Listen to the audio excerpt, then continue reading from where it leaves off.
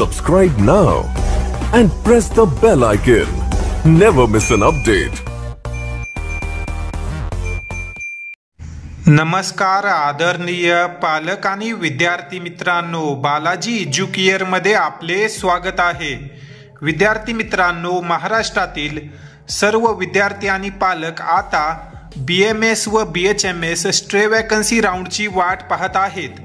हे राऊंड कधी होणार आहेत, राऊंड होणार आहे का नाही की डायरेक्ट स्पॉट राऊंड होतील, या संदर्भात विद्यार्थी व पालकांच्या मनामध्ये अनेक प्रश्न आहेत। या राऊंडचे नियम काय आहेत, पात्रता काय आहे व हा राऊंड ऑनलाईन पद्धतीने होईल का ऑफलाईन पद्धतीने, या संदर्भात आपण या व्हिडिओमध्ये सविस्तर माहिती घेणार आहोत। या व्हिडिओला महाराष्ट्रातील इतर गरजू विद्यार्थ्यांपर्यंत शेअर करा।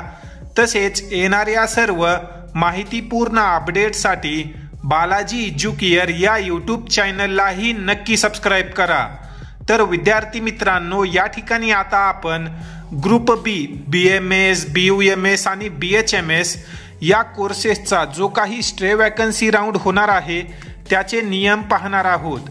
या ठिकाणी तुम्ही पाहू शकता कॅप राऊंड 1, कॅप राऊंड 2 तसेच कॅप राऊंड 3 चे नियम दिलेले आहेत। कॅप राऊंड 3 पर्यंतची महाराष्ट्रामध्ये प्रोसेस झालेली आहे।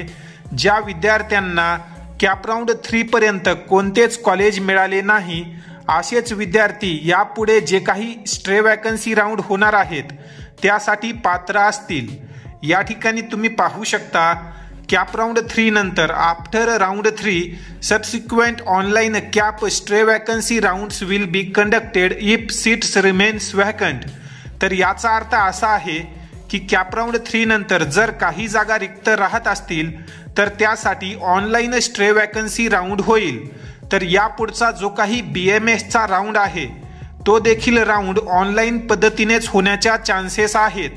जे कोणी म्हणत आहे की हा राऊंड ऑफलाईन पद्धतीने होईल किंवा स्पॉट राऊंड होईल, या संदर्भात CET सेलचं ऑफिशियल नोटिफिकेशन आलेलं नाही। जे काही नियम त्यांनी दिलेले आहेत त्यानुसार तर जो काही स्ट्रे वॅकन्सी राऊंड आहे तो ऑनलाईन पद्धतीनेच झाला पाहिजे। त्यापुढे जर आपण पाहिलं तर इथे तुम्ही पाहू शकता या राऊंडमध्ये कोणत्या जागा भाग घेतील। तर ज्या जागा राऊंड 3 मध्ये रिक्त राहतील अशा जागांवर जे काही ऑनलाईन स्ट्रे वॅकन्सी राऊंड होणार आहे त्यावर विद्यार्थी भाग घेऊ शकतात।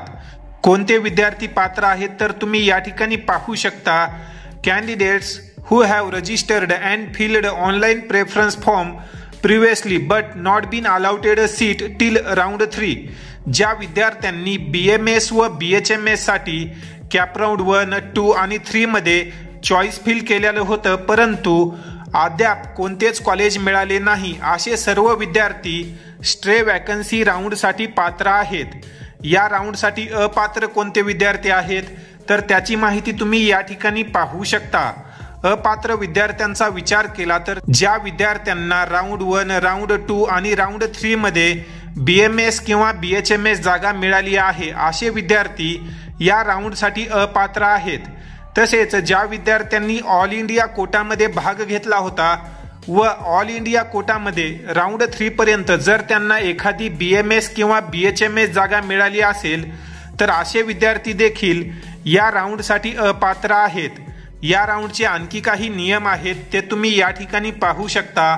या राऊंडसाठी कोणत्याच प्रकारचं नवीन रजिस्ट्रेशन होणार नाही। या राऊंडसाठी विद्यार्थ्यांना परत फ्रेश चॉईस फिल करावी लागेल। जे काही अलॉटमेंट असेल ते कॅप राऊंड 1, कॅप राऊंड 2 आणि कॅप राऊंड 3 प्रमाणेच असेल व या राऊंडमध्ये जेही कॉलेज तुम्हाला मिळेल ते कॉलेज घेणं बंधनकारक आहे। जर तुम्ही कॉलेज घेतलं नाही तर तुम्ही या वर्षीच्या प्रवेश प्रक्रियेमधून बाहेर पडाल। तर असे हे इतर काही नियम होते स्ट्रे वॅकन्सी राऊंडचे। या संदर्भात व स्ट्रे वॅकन्सी राऊंडचा शेड्यूल आता लवकरच काही दिवसांमध्ये जाहीर होऊ शकतो। महाराष्ट्रामध्ये सध्या MBBS व BDS या कोर्सेसचे इन्स्टिट्यूशनल लेवल राऊंड म्हणजे जे काही स्पॉट राऊंड आहेत ते सुरू आहेत। त्या राऊंडची प्रोसेस झाल्यानंतर महाराष्ट्रामध्ये BMS, BHMS च्या स्ट्रे वॅकन्सी राऊंडचे वेळापत्रक जाहीर केले जाईल। वेळापत्रक आल्यानंतर मी तुम्हाला आपल्या व्हॉट्सअप ग्रुपवर तसेच यूट्यूब चॅनलमार्फत अपडेट करेल। त्यासोबतच जे विद्यार्थी फिजिओथेरपीची प्रतीक्षा करत आहेत अशा विद्यार्थ्यांचे वेळापत्रक देखील येणाऱ्या आठवड्यामध्ये जाहीर होऊ शकतं। तर या संदर्भात ज्या काही अपडेट येतील त्या अपडेट मी तुम्हाला व्हॉट्सॲप ग्रुपवर शेअर करेल। तुर्तास या ठिकाणी आपण या व्हिडिओमध्ये थांबूया। धन्यवाद।